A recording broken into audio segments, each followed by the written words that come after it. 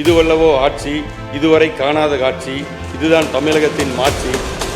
புயல் மையம் கொண்டால் மலை மண்ணில் உண்டு, எந்த தீமைக்குள்ளும் ஒரு நன்மை உண்டு.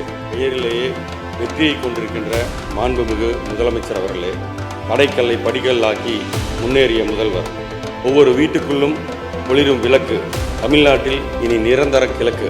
இந்த உலகத்தை காற்று மண்டலம் சூழ்ந்திருப்பது போல் தமிழகத்தை விஜய் மண்டலம் சூழ்ந்திருக்கிறது.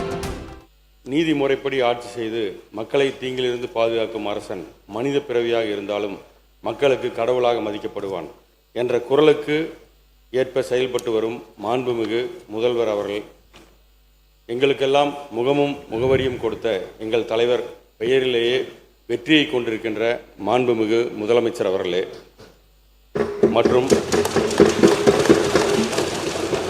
எதிர்க்கட்சி தலைவர் அவர்களே, மாண்புமிகு அமைச்சர் பெருமக்கள் மற்றும் சட்டமன்ற உறுப்பினர் அவர்களே, அனைவருக்கும் வணக்கம். இந்த மாமன்றத்தில் என்னுடைய முதல் பேச்சு.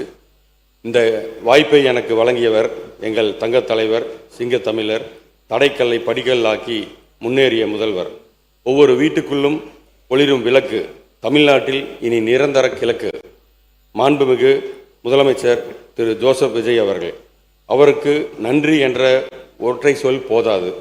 தமிழ் மொழியின் எல்லா வார்த்தைகளையும் கூட்டி நன்றிக்கு ஒரு வார்த்தை உருவாக்கினால் அந்த சொல்லையே அவருக்கு நான் காணிக்கையாக்க விளைக்கிறேன்.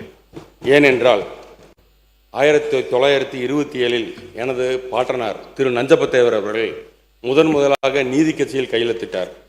1929 அவர் முதலாக பெரியாரை கோவைக்கு அழைத்து வந்து முதல் சொற்பொழிவாற்றியவர்.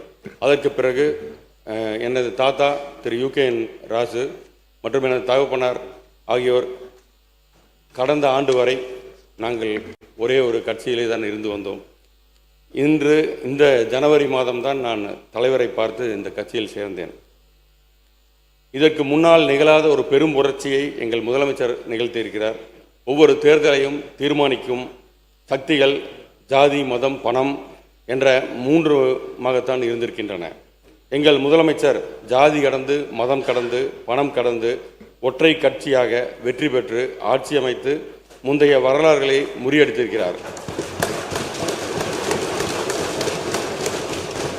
இந்த உலகத்தை காற்று மண்டலம் சூழ்ந்திருப்பது போல் தமிழகத்தை விஜய் மண்டலம் சூழ்ந்திருக்கிறது. மாண்புமிகு முதல்வர் அவர்களே, உங்கள் பொது வாழ்க்கையில் குறுகிய காலத்தில் இத்தனை தடைகளை சந்தித்த தலைவன் நீங்கள் மட்டுமே. சோதனையின் கொம்பை ஒடித்து சாதனை ஆக்கினீர்கள். நீங்கள் பாடிய பாடலே நினைவுக்கு வருகிறது. புயல் மையம் கொண்டால் மலை மண்ணில் உண்டு, எந்த தீமைக்குள்ளும் ஒரு நன்மை உண்டு. தீமைக்குள்ளும் நன்மை கண்டறியும் உங்கள் போர்க்குணம் புதிய தலைமுறைக்கு வழிகாட்டுகிறது. ஆட்சிக்கு வந்த இந்த குறுகிய காலத்தில் லஞ்சமற்ற அரசை அவர் அமைத்திருக்கிறார் என்பதை நெஞ்சை நிமிர்த்தி சொல்லலாம். அடித்தட்டு மக்கள் சொல்கிறார்கள், விவசாய பெருமக்கள் சொல்கிறார்கள், தங்க தாய்மார்கள் சொல்கிறார்கள், ஒடுக்கப்பட்ட மக்கள் சொல்கிறார்கள், அரசு அலுவலகங்களை அணுகுகின்றவர்கள் சொல்கிறார்கள், என்ன மாயம், லஞ்சம் என்ற போய் ஒளிந்துவிட்டதே. லஞ்சம் வாங்கவும் லஞ்சம் கொடுக்கவும் அஞ்சுகிறார்களே.